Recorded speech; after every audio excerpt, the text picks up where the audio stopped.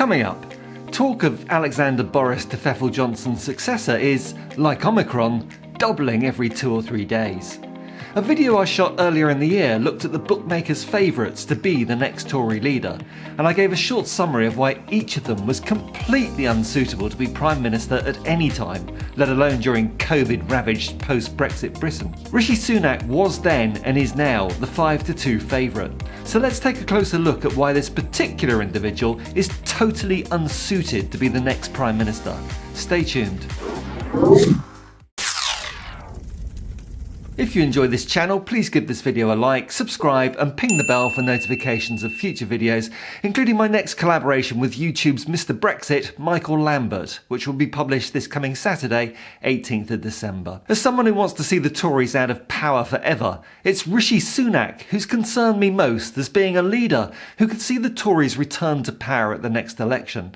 I mean, Truss, Raab and Pfeffel really aren't very bright. Each of them hand-picked by Johnson, who, just like his hero Trump, surrounded himself with mediocrity to make himself look better. Then there's Gove, highly intelligent but evil and disliked even by most Tories. And lastly, Jeremy Hunt, a relic of the traditional Conservative Party before they were taken over by extremists and rebranded as the higher social class version of UKIP. Hunt would be too busy fighting his own MPs to fight an election. So that leaves us with the main danger, the intelligent, relaxed, Tory pin-up Dishy Rishi.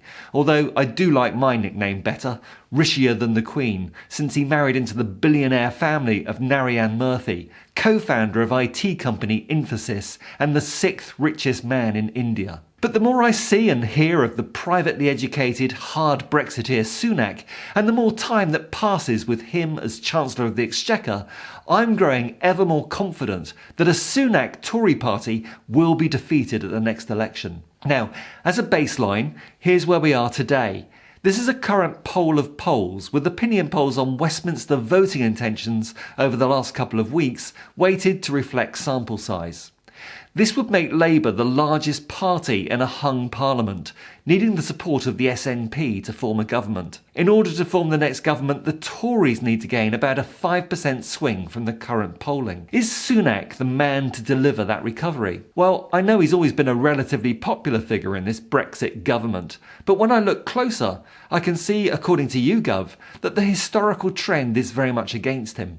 Since April last year, his net approval rating has been cut from around plus 43% then to a mere plus 2% now. That's one hell of a shift, and on current trends we'll see him into a negative approval rating by the end of this year. And the reasons behind this are the same reasons why this man would be totally unsuited as the next Prime Minister. This is a man very much of the 1% richest in our society and for the 1% to the detriment of the 99% including you and me. His recent imposition of a 1.25% hike in national insurance hits the less well-off proportionately harder. National insurance is one of the strangest taxes in existence, as it is regressive, with the highest rates on income of up to £967 a week, currently falling from 12% to 2% for income above that level. I find the idea of that falling tax rate as you go up the earnings scale indefensible. It's income tax by any other name. And Sunak has used the subterfuge of it somehow being seen as different to straight income tax to hike these rates, disproportionately affecting the poor. Within weeks of this national insurance hike, he's now floating the possibility of a cut in the higher rate of income tax from 45% to 43%. He's like the opposite of Robin Hood in that he's robbing the poor to pay the rich. Or to put it another way, he's acting like a Tory. We recently learned that capital gains had trebled to £63 billion per annum in the 8 years up to the epidemic, and during the epidemic, that rate of increase has massively exploded. Sunak's own Office for Tax Simplification reported recently that the Treasury would gain £14 billion a year from raising capital gains tax from the current 20% to 25%, but Sunak has squashed that idea straight away, preferring to raise national insurance from every employee rather than do anything at all about unearned, undertaxed capital gains wealth. Even ex-Tory Chancellor and famous Brexiteer now living in France, Nigel Lawson, once declared in the Commons There is little economic difference between income and capital gains. That's why he equalised the tax on unearned and earned income.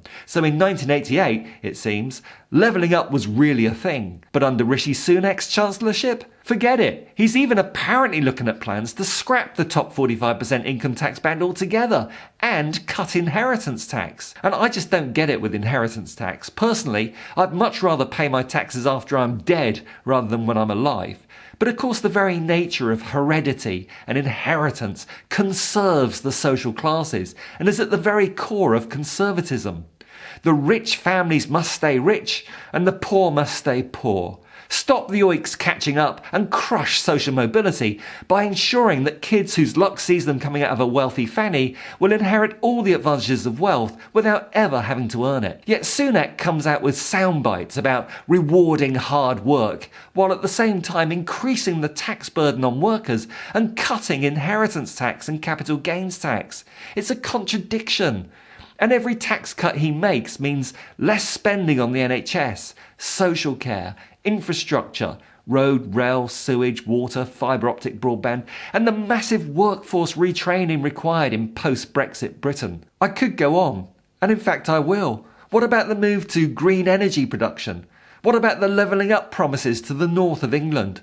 What about the investment in a charging infrastructure for electric vehicles? Those net zero carbon targets ain't never going to be met without investment. The delay in restoring Britain's overseas aid budget to 0.7% of GDP until 2024 is just completely shameful. Public spending as a proportion of GDP is set to fall next year and stay flat at least until 2026 to 27. Although the spending review pledged a major increase in capital spending for the next 2 years, the small print reveals cuts from 2024 onwards. Rishi Sunak is the worst type of small government Tory, deliberately increasing tax injustice and following Thatcher's mantra that there is no such thing as society, and thus no need for a strong interventionist government regulating the economy, providing a basic safety net for employment rights, people's financial welfare, health and social care, all alongside a functioning infrastructure that gives everyone access to a good quality of life. Don't expect any of that under a Rishi Sunak prime ministership.